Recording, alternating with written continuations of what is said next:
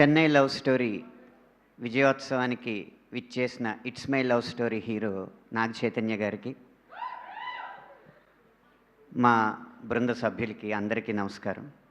ఈ సినిమాకి అందరికంటే మొట్టమొదటి రివ్యూ రాసింది ఎవరో తెలుసా మీకు?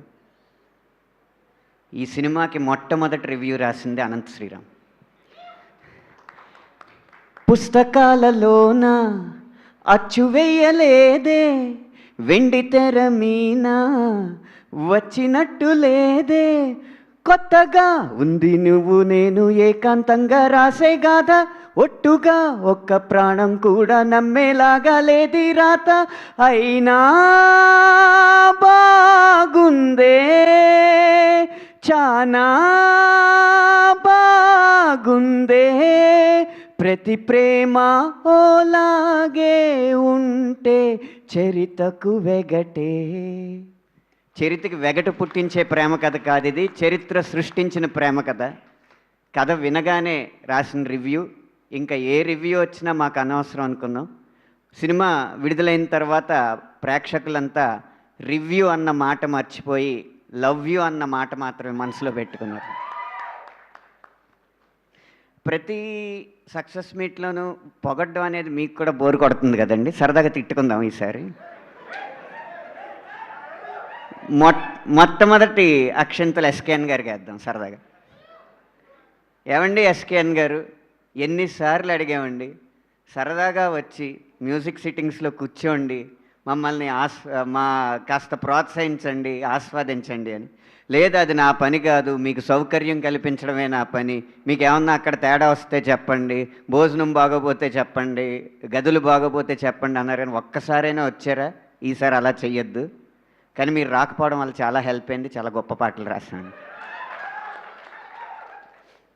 సాయి రాజేష్ గారు,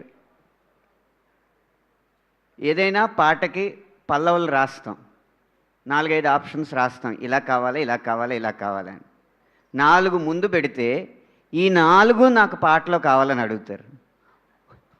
ఒక పల్లవుగా ఉంచుతాం, మిగతా చరణాల్లో ఆ ట్యూన్లకి అడ్జస్ట్ చేయడానికి ఎంత కష్టపడతామండి. కాస్త సెలక్షన్ చేసి మమ్మల్ని కష్టపెట్టండి.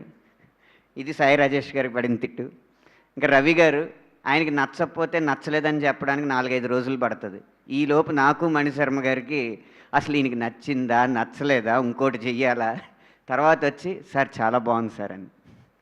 ఇలా కొంచెం మా కోసం మీ సమయాన్ని కేటాయించి స్పందన వెంటనే తెలియజేస్తే 6 రోజుల్లో అవ్వాల్సిన ఆల్బమ్ 60 రోజులు అవ్వదు. అది మా రవి గారికి మేము ఇచ్చిన రిక్వెస్ట్. ఇలా వీళ్ళందరినీ తిట్టుకుంటూ పోతే తీయగా చాలామందిని తిట్టుకోవాలి, కానీ తిట్లు కాదు, మాకు టికెట్లు ముఖ్యం.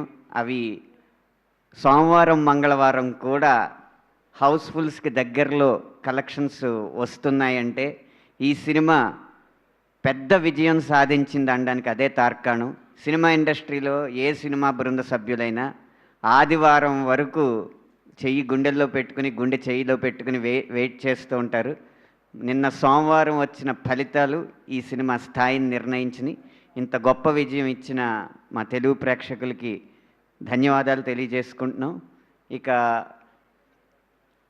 రివ్యూల్లో కొంతమంది, అంటే ఇన్స్టాగ్రామ్ అకౌంట్ ఉన్న ప్రతి ఒక్కరూ కూడా నేను రివ్యూ చెప్పచ్చు అనుకునే ఈ సంస్కృతిలో కొంతమంది ఏంటంటే సెకండ్ హాఫ్ డల్ అంటే రెండే 2 మాటలు అంటారు.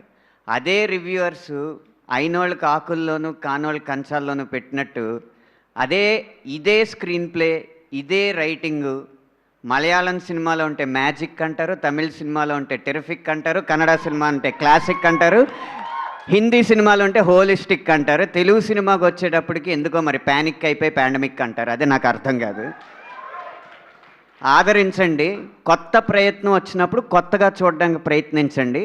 నచ్చకపోతే మీ ఇంట్లో చెప్పుకోండి. టికెట్ మీరు కొనుక్కున్నారు కాబట్టి ఆ డబ్బులు ఎవరిని గనక బాధ పెడతాయో మీరు ఖర్చు పెట్టిన డబ్బులు వాళ్ళకు మాత్రమే చెప్పుకోండి.